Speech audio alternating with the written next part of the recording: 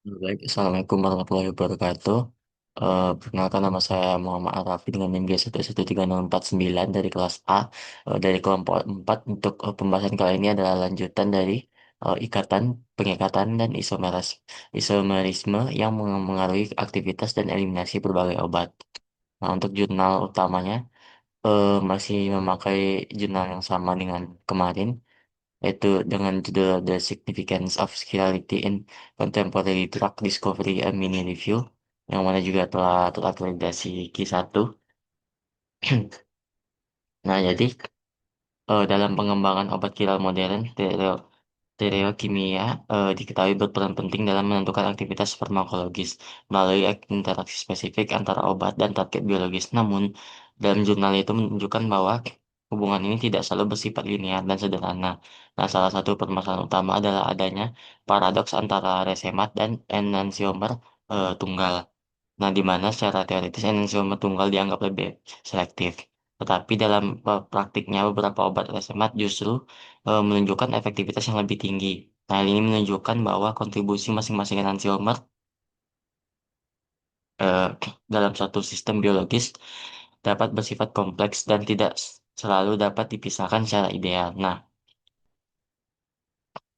lebih lanjut, perubahan kecil dalam konfigurasi stereokimia tidak hanya memengaruhi tingkat aktivitas obat, tetapi juga dapat mengubah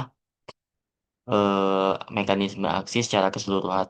Hal ini menimbulkan tantangan dalam memahami hubungan struktur aktivitas karena perubahan orientasi spasial molekul dapat mengarahkan obat untuk berinteraksi dengan target yang berbeda atau melalui jalur farmakologis yang berbeda. Nah, fenomena ini semakin kompleks dengan adanya bukti bahwa enantiomer dari satu senyawa dapat menunjukkan interaksi dari multitarget, di mana masing-masing enantiomer memiliki afinitas terhadap reseptor yang berbeda. Kondisi ini tidak hanya menyulitkan prediksi efek terapi, tetapi juga meningkatkan potensi efek samping akibat interaksi yang tidak diinginkan. Nah, di sisi lain, meskipun enantiomer tunggal dianggap lebih ideal, terdapat keterbatasan dalam produksi enantiomer murni, terutama dalam proses pemisahan dari campuran resemat yang memerlukan teknologi kompleks dan biaya tinggi. Hal ini menunjukkan adanya kesenjangan antara konsep teoritis dalam kimia organik dan realitas dalam pengembangan obat di industri farmasi. Nah, selain itu, jurnal ini juga menyoroti bahwa beberapa bentuk virality yang lebih kompleks seperti eh, atro atropisomerisme berpotensi berpotensi terlewat dalam proses desain dan evaluasi obat. Nah, hal ini menunjukkan permasalahan penting karena bentuk virality yang tidak teridentifikasi dapat memiliki efek aktivitas biologis atau toksisitas yang berbeda. Nah, sehingga berpotensi menimbulkan risiko keamanan yang tidak terduga. Nah, di sini saya menggunakan dua jurnal pendukung, jurnal juga sudah terakreditasi KI.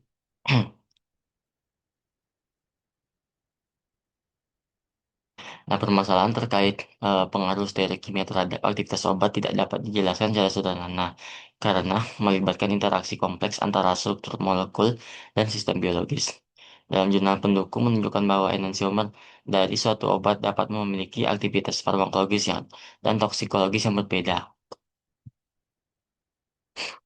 yang mengindikasikan bahwa interaksi obat dengan reseptor bersifat stereospesifik. Hal ini berarti bahwa perubahan konfigurasi stereokimia tidak hanya memengaruhi kekuatan efek, tetapi juga dapat mengubah cara obat berinteraksi dengan target biologisnya. Nah, lebih lanjut, perbedaan stereokimia juga dapat menyebabkan variasi dalam jenis interaksi biologis yang berbeda. Enantiomer tidak hanya berbeda dalam potensi, tetapi juga dapat menunjukkan aktivitas yang berbeda secara kualitatif, termasuk kemungkinan interaksi dengan target reseptor yang berbeda, atau menghasilkan efek yang berlawanan. Nah, fenomena ini menunjukkan adanya kompleksitas dalam hubungan struktur aktivitas, eh, di mana satu senyawa dapat memiliki lebih dari satu profil farmakologis tergantung pada konfigurasi stereokimianya.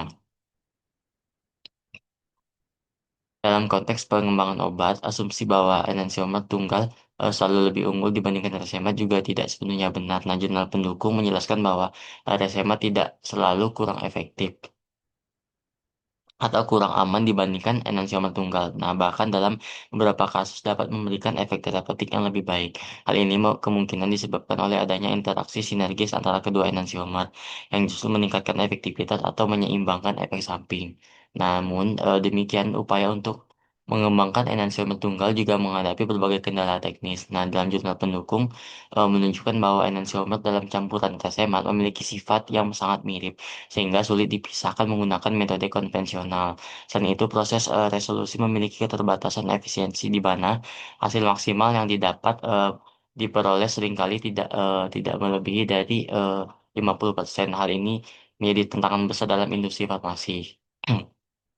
Nah, selain aspek efektivitas dan produksi, perbedaan stereokimia juga memiliki implikasi penting terhadap keamanan obat.